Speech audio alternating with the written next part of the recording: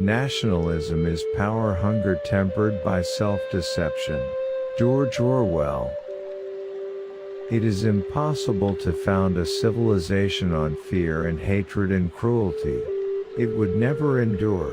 Why not? It would have no vitality. It would disintegrate. It would commit suicide. I always disagree, however, when people end up saying that we can only combat communism, fascism or whatnot if we develop an equal fanaticism. It appears to me that one defeats the fanatic precisely by not being a fanatic oneself, but on the contrary by using one's intelligence. I loathed the game, and since I could see no pleasure or usefulness in it, it was very difficult for me to show courage at it. Football, it seemed to me, is not really played for the pleasure of kicking a ball about, but as a species of fighting. Perhaps one did not want to be loved so much as to be understood. The enemies of intellectual liberty always try to present their case as a plea for discipline versus individualism. The issue truth versus untruth is as far as possible kept in the background. And in the general hardening of outlook that set in practices which had been long abandoned, imprisonment without trial, the use of war prisoners as slaves, public executions, torture to extract confessions, the use of hostages and the deportation of whole populations, not only became common again, but were tolerated and even defended by people who considered themselves enlightened and progressive. Don't forget to subscribe. Afterwards, the wisest and most spiritual books from the greatest authors await you every day. And now buckle up, sit back and we'll begin. The more intelligent, the less sane. If publishers and editors exert themselves to keep certain topics out of print, it is not because they are frightened of prosecution but because they are frightened of public opinion. In this country, intellectual cowardice is the worst enemy a writer or journalist has to face, and that fact does not seem to me to have had the discussion it deserves. The atom bombs are piling up in the factories. The police are prowling through the cities, the lies are streaming from the loudspeakers, but the earth is still going round the sun. Reality exists in the human mind, and nowhere else. Not in the individual mind, which can make mistakes, and in any case soon perishes, only in the mind of the party, which is collective and immortal. Writing a book is a horrible, exhausting struggle, like a long bout with some painful illness. One would never undertake such a thing if one were not driven on by some demon whom one can neither resist nor understand. Man is the only creature that consumes without producing. He does not give milk, he does not lay eggs, he is too weak to pull the plow. He cannot run fast enough to catch rabbits.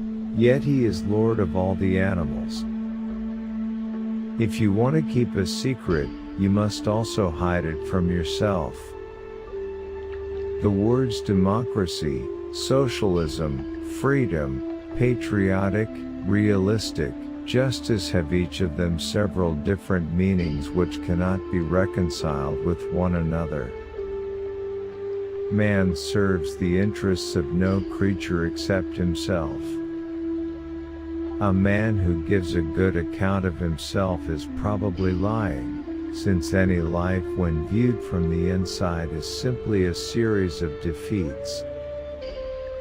The great enemy of clear language is insincerity.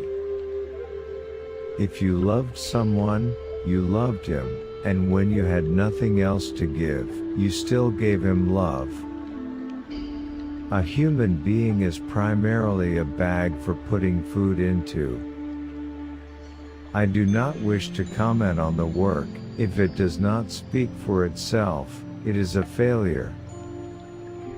Every line of serious work that I have written since 1936 has been written, directly or indirectly, against totalitarianism and for democratic socialism as I understand it. In this game that we're playing, we can't win. Some kinds of failure are better than other kinds, that's all. If I had understood the situation a bit better, I should probably have joined the anarchists. To write or even speak English is not a science but an art. There are no reliable words. Whoever writes English is involved in a struggle that never lets up even for a sentence. He is struggling against vagueness, against obscurity, against the lure of the decorative adjective, against the encroachment of Latin and Greek, and, above all, against the worn-out phrases and dead metaphors with which the language is cluttered up. Pacifism is objectively pro-fascist. This is elementary common sense. If you hamper the war effort of one side, you automatically help out that of the other. Nor is there any real way of remaining outside such a war as the present one. In practice, he that is not with me is against me. Autobiography is only to be trusted when it reveals something disgraceful. All the papers that matter live off their advertisements, and the advertisers exercise an indirect censorship over news. The smell of her hair, the taste of her mouth, the feeling of her skin seemed to have got inside him, or into the air all round him. She had become a physical necessity. We may find in the long run that tinned food is a deadlier weapon than the machine gun. Nearly all creators of utopia have resembled the man who has toothache, and therefore thinks happiness consists in not having toothache. They wanted to produce a perfect society by an endless continuation of something that had only been valuable because it was temporary. The wider course would be to say that there are certain lines along which humanity must move. The grand strategy is mapped out, but detailed prophecy is not our business. Whoever tries to imagine perfection simply reveals his own emptiness. Men use up their lives in heartbreaking political struggles, or get themselves killed in civil wars, or tortured in the secret prisons of the Gestapo, not in order to establish some central heated, air-conditioned, strip-lighted paradise, but because they want a world in which human beings love one another instead of swindling and murdering one another. To exchange one orthodoxy for another is not necessarily an advance. The enemy is the gramophone mind, whether or not one agrees with the record that is being played at the moment.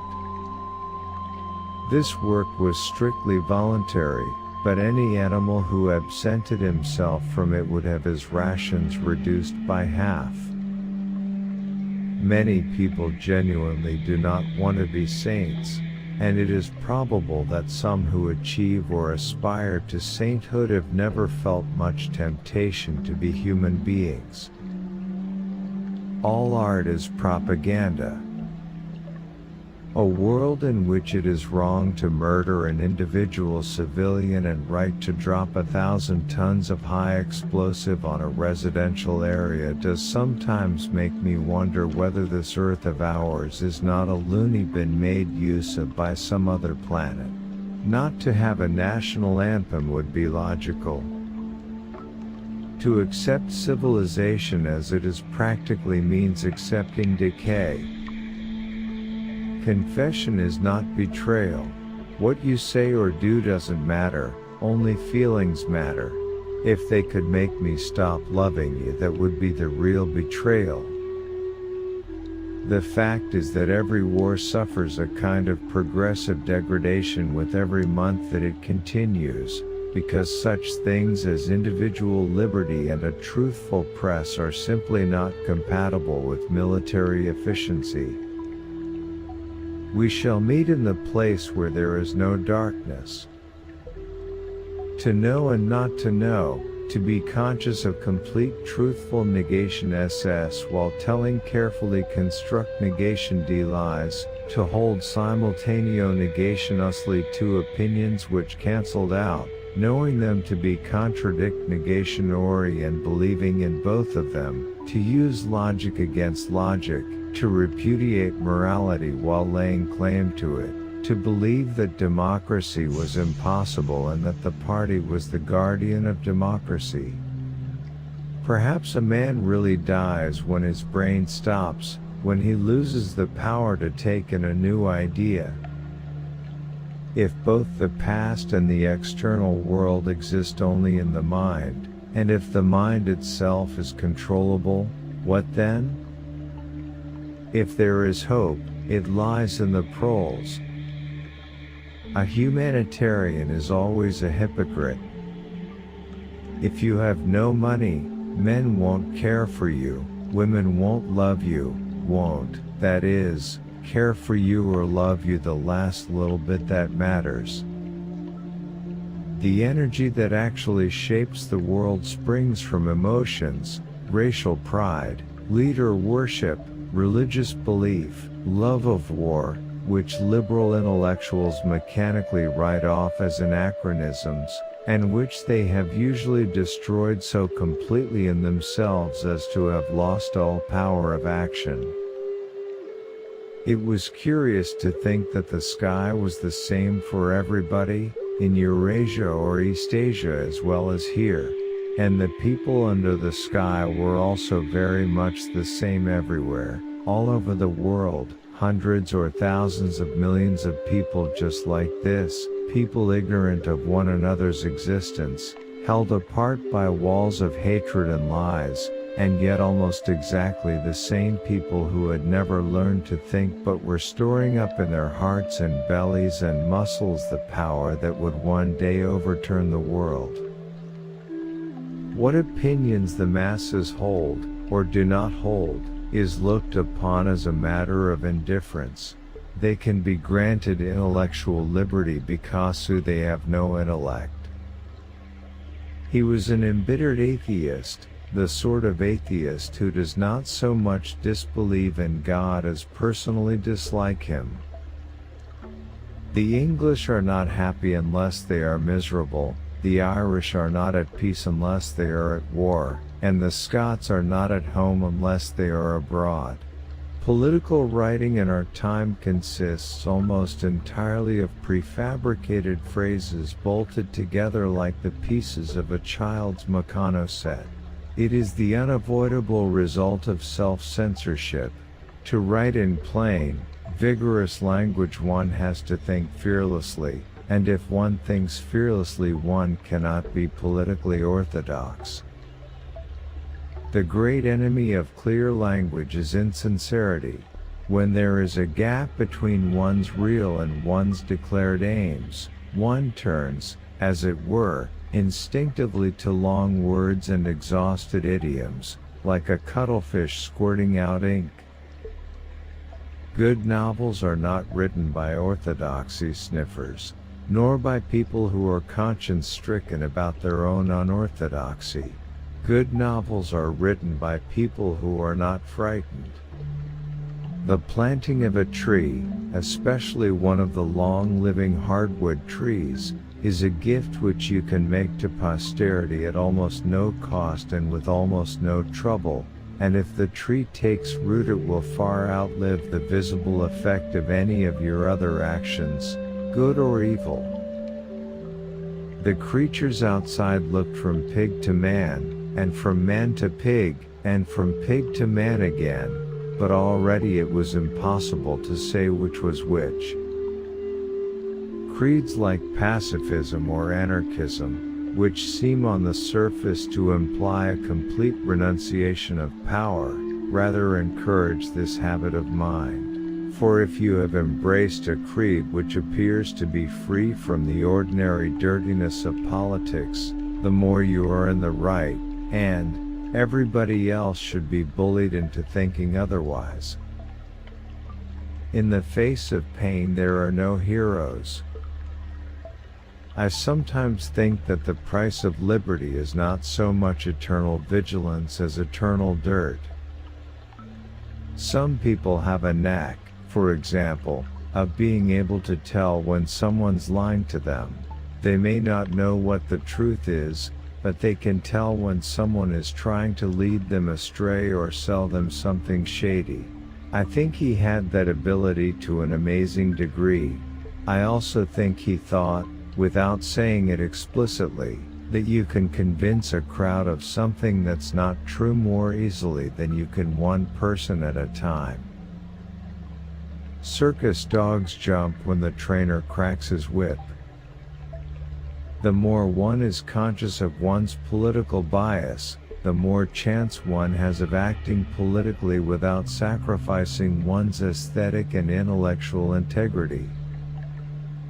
A family with the wrong members in control, that, perhaps, is as near as one can come to describing England in a phrase. The revolution will be complete when the language is perfect.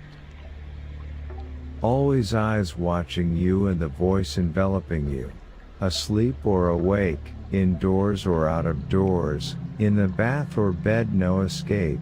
Nothing was your own except the few cubic centimeters in your skull. Nothing was your own except the few cubic centimeters inside your skull. All political thinking for years past has been vitiated in the same way. People can foresee the future only when it coincides with their own wishes, and the most grossly obvious facts can be ignored when they are unwelcome. The heresy of heresies was common sense. Patriotism is usually stronger than class hatred, and always stronger than internationalism. He drove his mind into the abyss where poetry is written. I know it is the fashion to say that most of recorded history is lies anyway. I am willing to believe that history is for the most part inaccurate and biased, but what is peculiar to our own age is the abandonment of the idea that history could be truthfully written. Circus dogs jump when the trainer cracks his whip, but the really well-trained dog is the one that turns his somersault when there is no whip. Men can only be highly civilized while other men, inevitably less civilized, are there to guard and feed them. The tendency of advanced capitalism has been to enlarge the middle class and not to wipe it out, as it once seemed likely to do. The English are probably more capable than most peoples of making revolutionary change without bloodshed. In England, if anywhere, it would be possible to abolish poverty without destroying liberty. The prime necessities for success in life are money, athleticism, tailor-made clothes, and a charming smile. If he were allowed contact with foreigners, he would discover that they are creatures similar to himself and that most of what he has been told about them is lies. The sealed world in which he lives would be broken, and the fear, hatred, and self-righteousness on which his morale depends might evaporate. But what is work and what is not work? Is it work to dig, to carpenter, to plant trees, to fell trees, to ride, to fish, to hunt, to feed chickens, to play the piano, to take photographs, to build a house, to cook, to sew, to trim hats, to mend motor bicycles? All of these things are work to somebody, and all of them are play to somebody. There are in fact very few activities which cannot be classed either as work or play according as you choose to regard them. No doubt alcohol, tobacco, and so forth, are things that a saint must avoid, but sainthood is also a thing that human beings must avoid. You must try harder. It is not easy to become sane. You can't live life without consequences. They occur regardless of the decision. A consequence is an outcome, good or bad. You can live life without regrets, and that's what makes it worth it. Or you could live with regret and end up hanging yourself, but that's still good. You paid for the rope, so you're feeding someone's family. Something to be proud of before you kick the bucket. It was a bright, cold day in April, and the clocks were striking 13. Day by day and almost minute by minute, the past was brought up to date. In this way, every prediction made by the party could be shown by documentary evidence to have been correct, nor was any item of news, or any expression of opinion, which conflicted with the needs of the moment, ever allowed to remain on record. All history was a palimpsest, scraped clean and reinscribed exactly as often as was necessary. Serious sport is war minus the shooting. So long as I remain alive and well, I shall continue to feel strongly about prose style, to love the surface of the earth, and to take a pleasure in solid objects and scraps of useless information. A socialist United States of Europe seems to me the only worthwhile political objective today. So long as they, the proles, continued to work and breed, their other activities were without importance. Left to themselves, like cattle turned loose upon the plains of Argentina, they had reverted to a style of life that appeared to be natural to them, a sort of ancestral pattern. Heavy physical work, the care of home and children, petty quarrels with neighbors, films, football, beer, and above all, gambling filled up the horizon of their minds. To keep them in control was not difficult. Many people genuinely do not wish to be saints, and it is probable that some who achieve or aspire to sainthood have never felt much temptation to be human beings. If one could follow it to its psychological roots, one would, I believe, find that the main motive for non-attachment is a desire to escape from the pain of living, and above all from love, which, sexual or non-sexual, is hard work. He was a lonely ghost uttering a truth that nobody would ever hear. But so long as he uttered it, in some obscure way the continuity was not broken. It was not by making yourself heard but by staying sane that you carried on the human heritage. Stupidity was as necessary as intelligence, and as difficult to attain. I believe that the BBC, in spite of the stupidity of its foreign propaganda and the unbearable voices of its announcers, is very truthful. It is generally regarded here as more reliable than the press. All nationalistic distinctions, all claims to be better than somebody else because you have a different shaped skull or speak a different dialect, are entirely spurious, but they are important so long as people believe in them. Most people approve of capital punishment, but most people wouldn't do the hangman's job. When the white man turns tyrant, it is his own freedom that he destroys. One can love a child, perhaps, more deeply than one can love another adult, but it is rash to assume that the child feels any love in return. Think of something you really care about, then add hour to hour and calculate the fraction of your life that you've actually spent in doing it, and then calculate the time you've spent on things like shaving, riding to and fro on buses, waiting in railway junctions, swapping dirty stories, and reading the newspapers. A thing which I regret, and which I will try to remedy sometime, is that I have never in my life planted a walnut. Nobody does plant them nowadays. When you see a walnut, it is almost invariably an old tree. If you plant a walnut, you are planting it for your grandchildren, and who cares a damn for his grandchildren? Sheer egoism.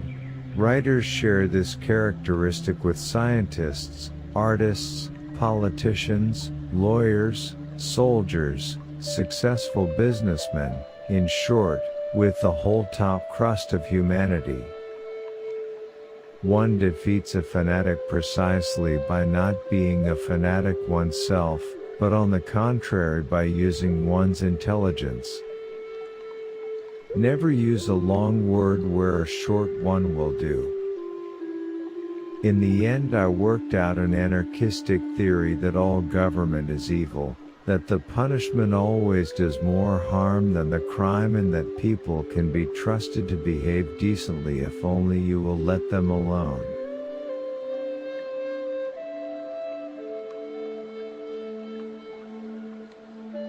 And that's not all. Our experts and regular viewers respond to all comments. Also check if you forgot to subscribe and set your bell to receive notifications about new audiobooks and other useful self-development materials that we release regularly. Join in the discussions, don't forget to give likes and, if possible and inspired, support the development of the channel financially. All useful links will be in the description and the first attached comment. Goodness, love and wisdom to all. And now move on to watch the next part of the video at the links below, or choose something from the playlists of the channel and those you see on the screen.